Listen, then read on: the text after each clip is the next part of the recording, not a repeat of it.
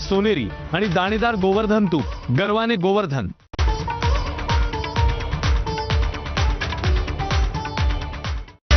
Headlines brought to you by Chitale बंधू।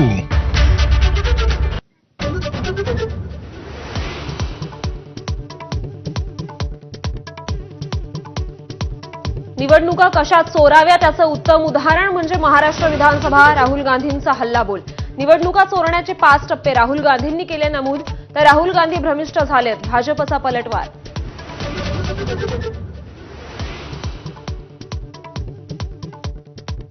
मनसे उपाध्यक्षांची आज बैठक। शिवसेनेशी युतीच्या चर्चांच्या पार्श्वभूमीवर राज ठाकरेंचं बैठकांचं आयोजन।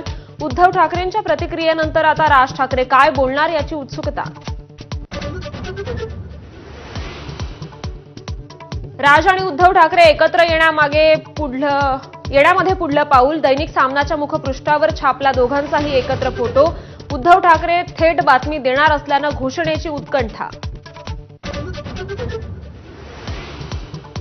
महाराष्ट्राच्या जनतेच्या मनात आहे ते होईल। मनसेशी युती करणार का या प्रश्नावर उद्धव ठाकरेंचं मोठं वक्तव्य। आता संदेश नाही, थेट बातमी देणार असल्याचं वक्तव्य। सरकारच्या असंवेदनशीलतेचा कहर। महिला बालविकास खात्याची अनाथ मुलांसाठीची योजना वाऱ्यावर। लाडक्या बहिणींसाठी निधी जमवणाऱ्या सरकारला अनाथांचा विसर।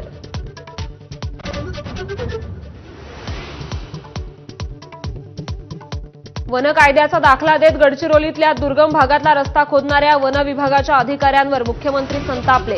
बापाचा माल आहे का, मुख्यमंत्र्यांचा अधिकाऱ्यांना सवाल। 10 सहाय्यक पोलीस आयुक्तांच्या पुन्हा मुंबईत बदल्या। राज्यात 500हून अधिक निरीक्षकांच्या बदल्या। निवडणुकीच्या काळात मुंबईबाहेर बदली झालेले बहुतांश एसीपी मुंबईत परतले। संभाजीनगर पोलिसांना मोठा दिलासा देणारा जबाब। दरोडा प्रकरणात ठार झालेल्या अमोल खोतकरनंच पहिली गोळी चालवली, मैत्रिणीचा जबाब। पोलिसांना क्लीन चिट मिळण्याची शक्यता।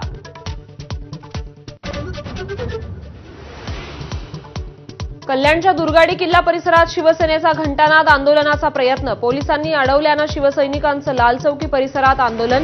जोरदार घोषणाबाजी। राज्यात शुक्रवारी कोरोनाच्या 114 नव्या रुग्णांची नोंद। एकाचा मृत्यू। पुण्यात काल सर्वाधिक 42 तर मुंबईत 37 रुग्णांची नोंद। पंतप्रधान नरेंद्र मोदींना कॅनडाच्या पंतप्रधानांचं G7 संमेलनाचं निमंत्रण। पंतप्रधान मार्क जे कार्नी यांचा मोदींना फोन। ऑपरेशन सिंदूरला 1 महिना पूर्ण। दहशतवाद्यांचे 9 अड्डे झाले होते नेस्तनाबूत। मोदी म्हणाले, ऑपरेशन सिंदूर आठवलं की पाकिस्तानला आपल्या कुकर्माची लाज वाटेल। बिहारमध्ये सत्ता मिळाल्यास महिन्याला 2,500 रुपये देऊ। काँग्रेस नेते राहुल गांधी यांचं आश्वासन। मोदींना शरण जाण्याची सवयच, अशी टीका। तुळजापूर ड्रग्ज प्रकरणातला आरोपी विनोद गंगणेला अखेर अटक। अटकपूर्व जामीन फेटाळला।